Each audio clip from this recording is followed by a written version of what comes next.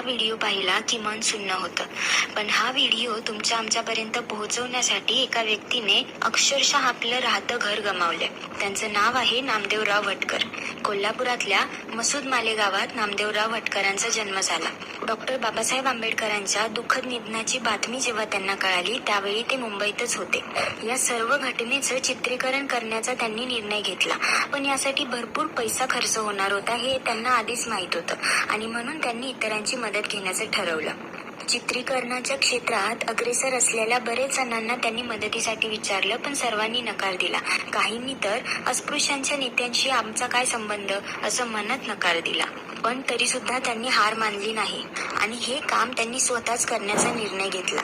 हे चित्रीकरण करण्यासाठी जवळपास 3000 फूट निगेटिव्ह रील लागणार होती आणि त्यासाठी त्या काळी तब्बल 1400 ते 1500 रुपये इतका खर्च येणार होता.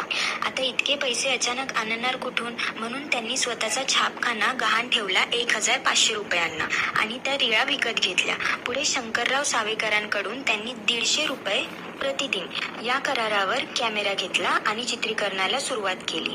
डॉक्टर बाबासाहेब आंबेडकरांचं पार्थिव ज्या ट्रकवर ठेवण्यात आलेलं त्याच ट्रकवर त्यांनी कशीबशी जागा मिळवली आणि आपला कॅमेरा तिथेच ऍडजस्ट करून पहिला शॉट दादर मधल्या खोदादात सर्कलमध्ये घेतला.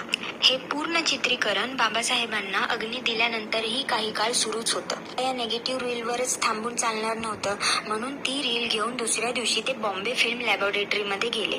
तिथे गेल्यानंतर त्यांना कळालं की ही पॉझिटिव्ह करण्यासाठी आणखी 2500 ते 3000 रुपये इतका खर्च येणार होता.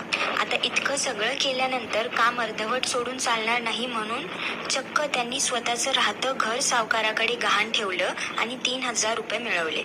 इतकं सगळं झाल्यानंतर आज जो व्हिडिओ आपण पाहतोय तो त्यांच्यामुळे. पुढे सावकाराकडून त्यांना त्यांचं राहतं घर सोडवता आलं नाही आणि जितकं गमावलेलं ते सुद्धा परत मिळवता आलं नाही, म्हणून ते सर्व सोडून कायमचे गावी निघून गेले.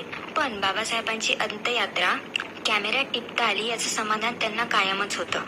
कसल्याही परतीची अपेक्षा न करता निस्वार्थीपणे काम करणाऱ्या नामदेवराव भटकरांना सर्वसामान्य जनता कायमच लक्षात ठेवेल आणि ऋणी राहील. नामदेवराव भटकरांचं हे कार्य आपण जास्तीत जास्त लोकांपर्यंत पोहोचवूयात आणि त्यांना आपल्या पद्धतीने आपण अभिवादन करूयात.